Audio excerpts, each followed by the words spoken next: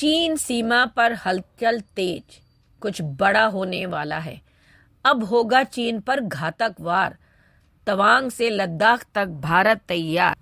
भारत के किस कदम से बौखलाया है चीन?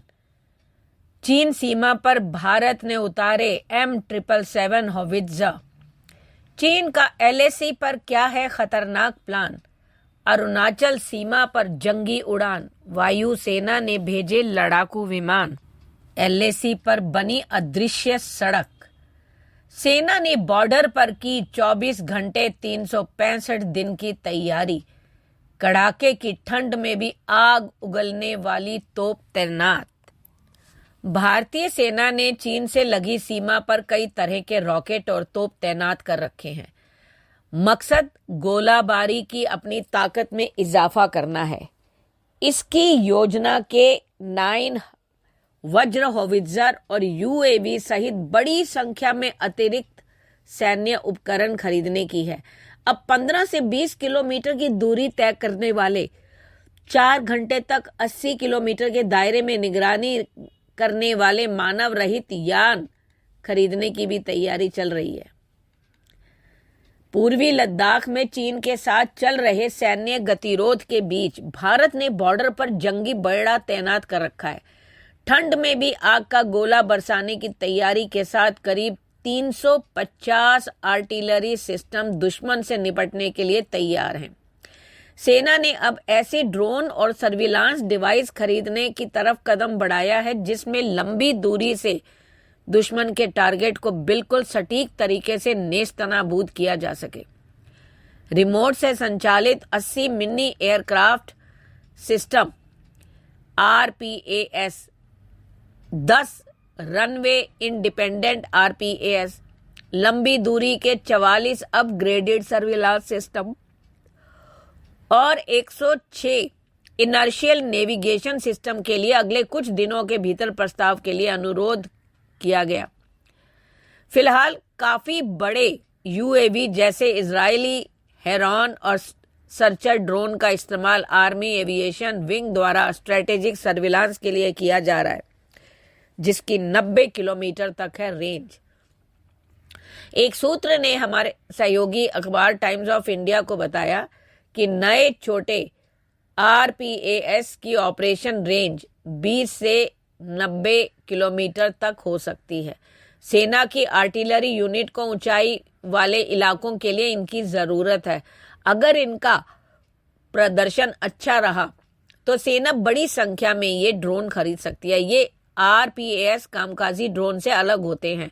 12 लाख जवानों वाली ताकतवर सेना के लिए सर्विलांस और सशस्त्र ड्रोन सिस्टम भी खरीदे जा रहे हैं, यानी ASADS। Army chief general Manoj Pande ने हाल में कहा था कि पिछले 2 वर्षों में पूर्वी लद्दाख के अग्रिम इलाकों में व्यापक स्तर पर इंफ्रास्ट्रक्चर तैयार किया गया है। इसमें 35,000 सैनिकों के रहने की जगह, 450 टैंकों और अन्य बख्तरबंद गाड़ियों के लिए गैराज और 350 आर्टिलरी सिस्टम व तोप शामिल हैं। आर्टिफिशियल इंटेलिजेंस से जुड़े ड्रोन, अत्याधुनिक हथियार, ऐसी तकनीक ला रही है आर्मी की आप भी कहेंगे देर से ही सही पर दुरुस्त आए। बॉर्डर पर 30 महीने से चल रहे बड़े गतिरोध को देखते हुए 105 mm फील्ड गन, बोफोर्स, धनुष और सारंग तोप को मोर्चे पर उतारा गया है। दुश्मन की हर चाल को नाकाम करने के लिए नए M777 अल्ट्रा लाइट हौवित्जर और K9 वज्र तोप भी बॉर्डर पर गरज रहे हैं। इतना ही नहीं, Pinaka multi launch rocket system भी तैनात है। इतना ही नहीं, भारत के ने INS अरिहंत से बैलिस्टिक मिसाइल दाग कर चीन पाक को दे दी है चेतावनी कि छेड़ोगे तो छोड़ेंगे नहीं। गौर करने वाली बात यह है कि तोप की मारक क्षमता 30 से 40 किलोमीटर होती है, लेकिन रॉकेट 90 किलोमीटर तक दुश्मन को तबाह कर सकते हैं। बॉर्डर की अग्रिम चौकियों के लिए नए RPAS की ज्यादा जरूरत है, जो दिन और रात में भी बेहतर तरीके से काम कर सकेंगे। इसकी मदद से निगरानी आसान और बेहतर होगी। आर्टिलरी का फायर बिल्कुल सटीक हो जाएगा। लंबी दूरी की स्वदेशी टोही प्रणाली का भी ट्रायल शुरू होने वाला है। मौजूदा इजरायली लॉरर्स को 2 दशक पहले शामिल किया गया था। सेना ने कहा कि नए मैन पोर्टेबल मिनी आरपीएस की रेंज 15 किलोमीटर होती है और इसका वजन 15 किलोमीटर होता है। ये आरपीएस कम से कम 90 मिनट तक ऑपरेशन को अंजाम दे सकते हैं।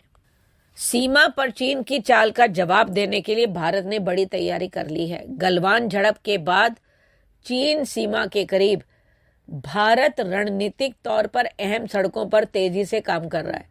भारत लद्दाख में एक नई सड़क बना रहा है जो देश के सबसे उत्तरीय सैन्य अड्डे दौलत बेग ओल्डी को वास्तविक नियंत्रण रेखा के पास एक रणनीतिक चौकी से जोड़ेगी। ये सड़क बेहद सुरक्षित मानी जा रही है क्योंकि ये अदृश्य सड़क है, मतलब ये एलएसी से दूर होगी और सीमा पार से दिखाई भी नहीं देगी। यह सड़क सैनिकों, हथियारों और अन्य सामग्रियों के साथ को मोर्चे पर पहुंचाने में मदद करेगी, जिसका पता जो है दुश्मन को लग भी नहीं पाएगा कि कब ये सब चीजें वहां पहुंच गई। सड़क का निर्माण नवंबर के अंत तक पूरा होने की उम्मीद थी। यह सड़क भारत के लिए चीन के साथ सीमा पर अपनी स्थिति मजबूत करने में मदद करेगी।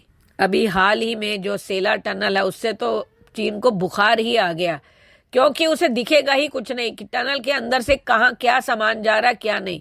ये खाली सिविलियंस के लिए नहीं है मगर आर्मी के लिए ये सबसे बड़ा फायदे वाला कार्यक्रम है, जिसको अभी लेटेस्ट ही परियोजना का जो है वो लॉन्च किया था वो हमारे पीएम नरेंद्र मोदी जी ने।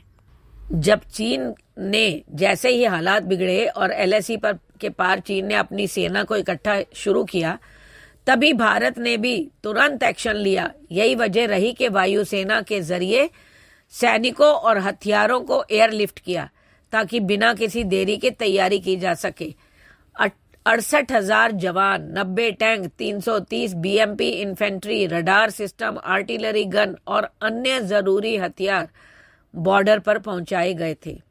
वायुसेना के सुपर हरक्यूलेस ग्लोब मास्टर के जरिए 9,000 टन सामान शिफ्ट किया गया था। चीन के साथ भारी तनाव के बीच भारत पहले ही एलएसी पर अपनी एक्टिविटी को बढ़ा रहा है। लद्दाख के आसपास वाले इलाकों में तो भारत के निर्माण कार्यों में काफी तेजी पकड़ी है ताकि चीन को मुंह तोड़ जवाब दिया जा सके। भारतीय चीन सीमा सिर्फ सेना के लेवल पर ही नहीं, अभी तक 18 दौर की बातचीत कर भी चुके हैं। इसके जरिए बॉर्डर से पूर्ण रूप से सेना को हटाना, लेकिन अभी यह संभव हो नहीं पाया है। यहाँ बता देती हूँ कि सेला टनल के बनने से सीमा पर जो है चीन की टेंशन बढ़ गई है, क्योंकि एलएसी तक बन गई है भारत की सुरंग। ऑल वेदर रोड से चुटकियों में तवांग पहुंचेगी सेना। नया साल के होते होते जो ये हो भी गया 2024 में जो है, इसके जश्न से पहले ही चीन एलएसी से भारत के लिए अच्छी और चीन के लिए बहुत बुरी खबर आ गई थी। दरअसल दुनिया की सबसे अधिक ऊंचाई पर बन रही सबसे लंबी सेला टनल का काम लगभग कंप्लीट हो गया और डबल लेन वाली ये all weather tunnel Arunachal Pradesh के कौमिंग और तवांग जिले को जोड़ेगी। यानी भारत की सेना अब चुटकी बजाते ही तवांग तक पहुंच जाएगी। इसलिए चीन और उसकी सेना पीपुल्स लिबरेशन आर्मी के पसीने छूट रहे हैं। इस नए रूट से तवांग में सेना की आवाजाही काफी आसान हो जाएगी। जब चीन के साथ रिश्तों में करवाहट है, ऐसे में 2024 में इसके खुलने से इलाके में क्रांति तो आएगी ही और एलएसी पर भारत का दबदबा बढ़ जाएगा। इस प्रोजेक्ट ने नेशनल हाईवे तक एकल मार्ग को दोहरे मार्ग में परिवर्तित किया जाना शामिल है। अब खराब मौसम या बर्फबारी के दौरान भी सेना की आवाजाही प्रभावित नहीं होगी और कम समय में ही एक जगह से दूसरी जगह जो है जाना जो है वो आसान हो जाएगा। तो देखा, इस तरह से भारत जो है चीन सीमा पर जो है अपनी तैनाती बढ़ाकर भारत को सुरक्षित रखने के हर संभव स्टेप्स जो है वो उठा रहा है। आपकी क्या राय है, प्लीज कमेंट करके बताएं। धन्यवाद।